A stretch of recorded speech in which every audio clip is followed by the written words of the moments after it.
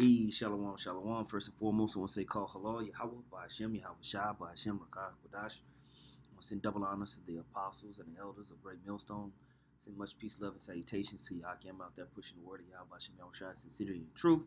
This is Brother Ariala. And on this one, I'm going to name it The Wonder of the Whore is Diminished. The wonder of the whore is diminished. And what do I mean by that? I mean the whore that rideth upon the beast that we read about in the book of Revelation.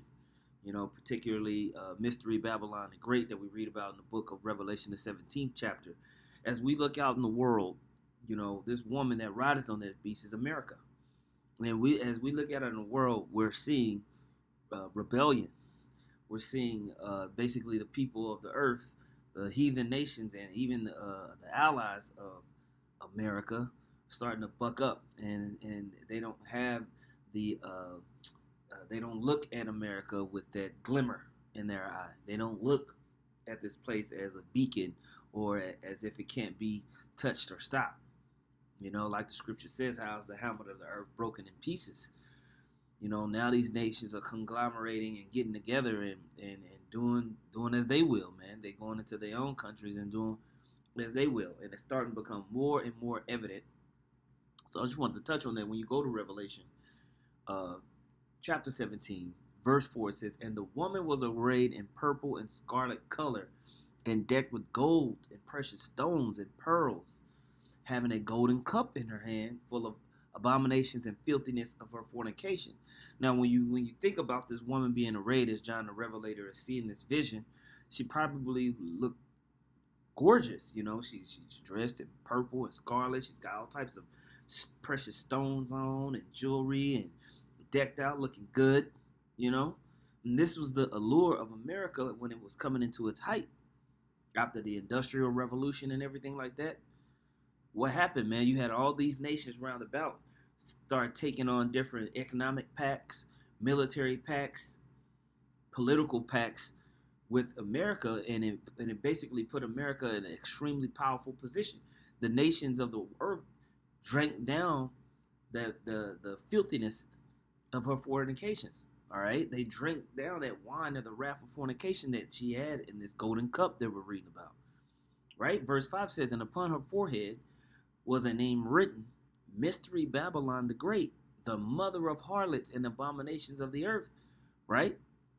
So all into what? Spiritual fornication. All right? And sending everybody that comes in close to America into wickedness and perdition. All right?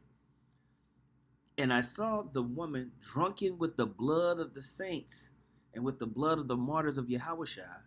And when I saw her, I wondered with great admiration." So this woman taking advantage of the saints and those who truly follow the Lord and was empowered.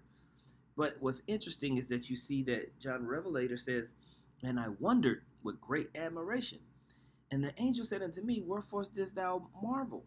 I will tell thee the mystery of the woman and of the beast that carrieth her, which hath the 7 heads and 10 horns." Okay, and so now this understanding is coming back out in these last days. All right, to where these nations are seeing the components and the truth, mainly because the men of the Lord are out here breaking it down through the Spirit and power of Yahweh Shem Shah. But everything is playing out as we see, and we're starting to see this woman that's riding on this beast, this whore, is being revealed.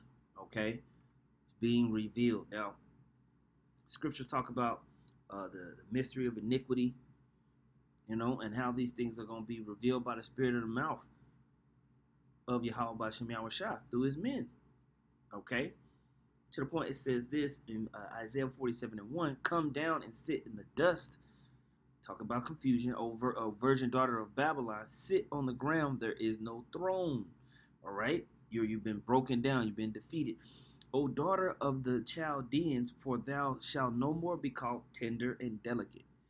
You know, America the great and the beautiful, the melting pot, basically the new land of milk and honey for all the nations of the earth to come and sup. It says that you're not going to be called tender and delicate no more. "Take the millstones and grind meal, uncover the locks. Make bare the leg, uncover the thigh, pass over the rivers. Thy nakedness shall be uncovered, yea, thy shame shall be seen. I will take vengeance, and I will not meet thee as a man. Okay? So the Spirit of the Heavenly Father has revealed this virgin daughter of Babylon, this whore that rideth on this beast. And those who are with her and the other nations are looking at her as their skirts being lifted, like, ugh, dirty hoe. Absolutely not.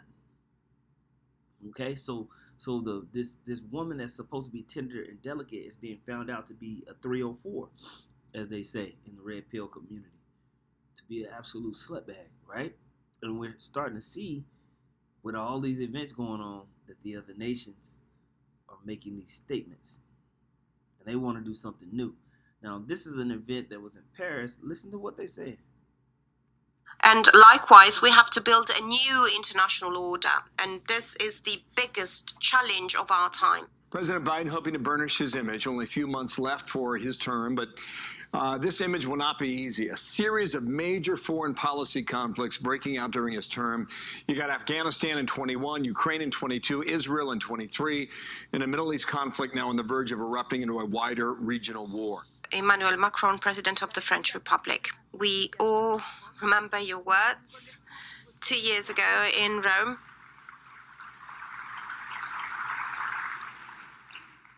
Mesdames et messieurs, en vos grades et qualités. By the way, Japan fired at Russian jets. Now, we always make the comment that the French and the Germans, they really ain't really feeling the whore. You know, they ain't really down with it. So you got these, EU, NATO members are starting to look out at America and say, we need to do something else. We need to get out of this NATO agreement. We need to get out of the EU. We need to figure out a new international governance mechanism and system. All right? There's divisions among that body. All right? It's not going well. Now, I'm going to skip down in this. And this is on Jason A. All right? I'm going to skip down in this. Let's see. Well, you know what? This was a good part right here. I'm going to play it, actually. We are following today is a frozen order. Look what they say there. Let's see. World War III here. So the international order we are following today is a frozen order. It's an unjust order because it is not representative of what reality really is today. So if you want to imagine peace, we have to think about a world order that allows us to face together the challenges of peace, war, development, technology, climate, on our planet with no priorities. And this is what we're trying to do with the Pact of Paris for the peoples of the planet. And we have to do that. Now, we saw what Paris in France was doing with the Olympics and how demonic they are, man. And this is all language and verbiage to bring you into the MOTB, all right? And to basically create that ancient Babal, all right? With Nimrod. They really want to do that. But they want to take America's head off as well. In an order where there's no country that can stop anyone else, a system where all the countries are represented with equal dignity, and we should do that with claims that are fairer. The UN, the IMF, the World Bank, well, they will all contribute to the need to imagine peace. As America... Boom. So he talked about basically America being a bully state. They don't want America to be that representation of superiority no more. You know? They said we all need to be equal. That's why it says come down and sit in the dust. You know? Come down and sit in the dust. They're looking on America and they want them goodies. All right? Obadiah 1:6 says, how are the things of Esau searched out? How are his hidden things sought up? All the men of thy confederacy have brought thee even to the border. The men that were at peace with thee have deceived thee and prevailed against thee. They that eat thy bread have laid a wound under thee. There is none understanding in him. This is what we see happening amongst the Edomites, and they've always done this. They want to create a new world order, But they want to take America's head off in the process. They want to bring down American pomp and pride, which is going to lead to what? Nothing but absolute Armageddon and destruction. Okay? That's what's going to happen, man. Shall I not in that day, saith the Lord, even destroy the wise men out of Edom and understanding out of the mount of Esau? And thy mighty men, O Teman, shall be dismayed, to the end that every one of the mount Esau may be cut off by slaughter. These things are going to come together as they descend into what? World War III, Armageddon. We know these things to be true because the scriptures say it. The scriptures say it. All right? Well, as a matter of fact, if you go down here, skip down, Revelation 17:16. And the 10 horns which thou sawest upon the beast, we understand that beast system is the EU NATO bloc. All right? In the 10 horns are those auxiliary kingdoms that are attached to that economic system. All right? It says, and the 10 horns which thou sawest upon the beast, these shall hate the whore. Right? See, it says, hate the whore, and shall make her desolate and naked, and shall eat her flesh and burn her with fire. For the Most High have put in their hearts to fulfill his will and to agree and give their kingdom unto the beast until the words of the Lord shall be fulfilled. So the whole imagination of the Heavenly Father is all a setup. This is all a setup. All right, so I'm going to skip ahead on this again.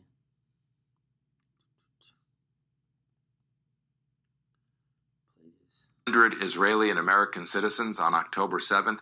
And our response has been, hey, can we just get a ceasefire? This signals to the world that America has left the global stage. We're not prepared to defend the things that matter to us.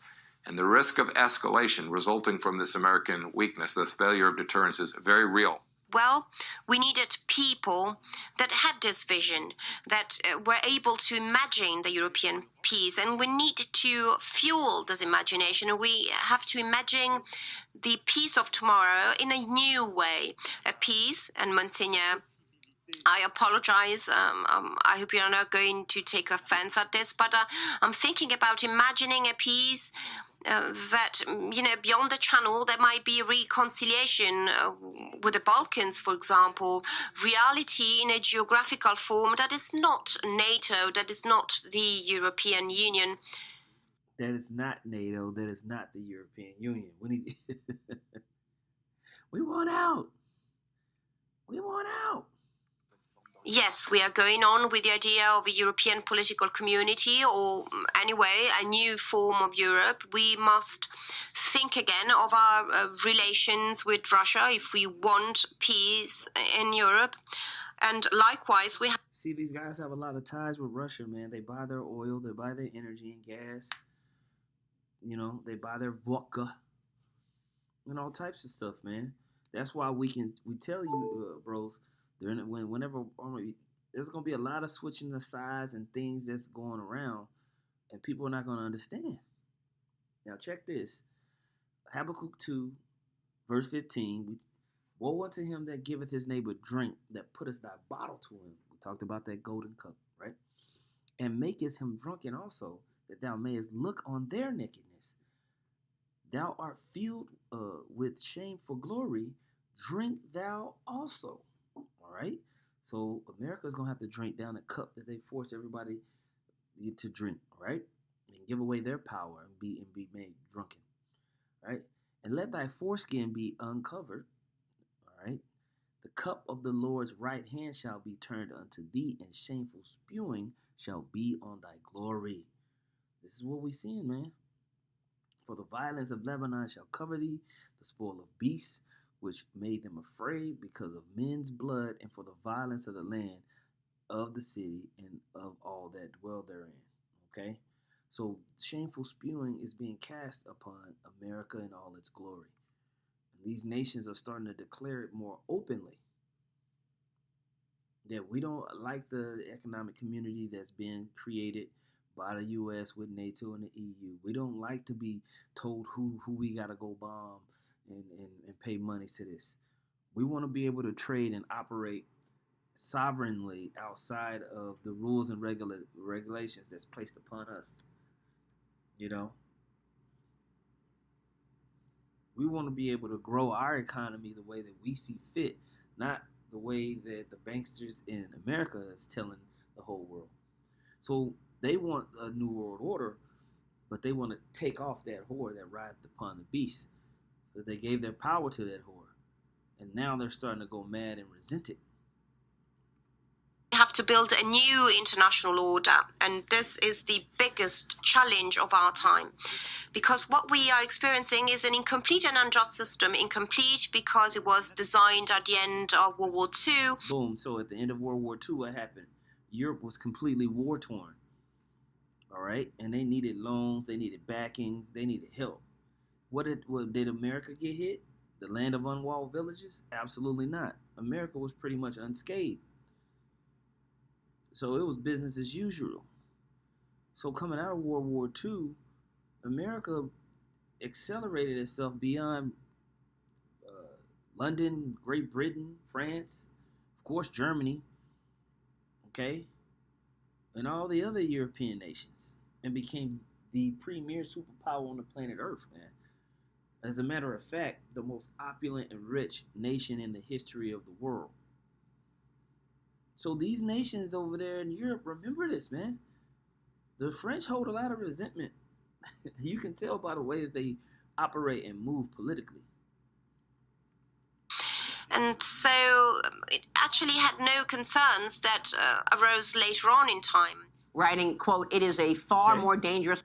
So yeah, I wanted to check that out, but that's what we starting to see. As they're trying to get closer and closer to this MOTB, these nations are not clinging on to each other. You know, the Edomites are fighting each other, man. The Arabs are going nuts. All right, Job 20:22. In the fullness of his sufficiency, he shall be in straits. Every hand of the wicked shall be upon him, meaning the laborers, meaning those that are pushing this thing forward. Mainly Jake, that's in here in America. It says, when he is about to fill his belly, the Most High shall cast the fury of his wrath upon him, and shall rain it upon him while he is eating. All right. So this is what's happening as they're trying to complete this NWO MOTB project that unifies the whole world in this digital system. They're in straits. The Most High is working on the minds of the kings of the earth to fight. That's why we're seeing more and more wars and rumors of wars, and these political heads talking against each other openly. Okay? Verse 24, he shall flee from the iron weapon, and the bow of steel shall strike him through. It is drawn, it cometh out of the body. Yea, the glittering sword cometh out of his gall. Terrors are upon him. Okay? All darkness shall be hid in his places. A fire not blown shall consume him. That's thermonuclear destruction, baby. Okay, that's what's coming. It shall go ill with him that is left in his tabernacle. Okay? So yeah, this is just more example. I saw this today and I was like, there's more example of these people not getting along, of these people not going to be able to get along. I'll play the rest of this part here. I just want to get the part with the French. World War III here. We are always experts of the past or of the past world because our experience is built on something we have experienced already. So we always think about finding solutions for a new world by going along the lines of what we had in the past, but it is not like that. Quite the contrary. If we are replicating or copying something, we're actually fueling a form of nostalgia of something that once was, something that seemed to be more beautiful than what we have today. But this is no solution. And what they're trying to do is redo Rome, redo Babylon, and it's going to end in perdition. The solution lies in imagination. President Biden touched on. All right, so yeah, I just wanted to pull that out, man. Lord willing, that was edifying. Call hello, Yahweh, Bashem, Yahweh, Shah, Bashem, Kakadash. Double honors to the apostles and the elders of Great Millstone. Much peace, love, and salutation to Yah. I came out there pushing the word of Yah, Bashem, Yahweh, Shah, sincerely, true. Shalom.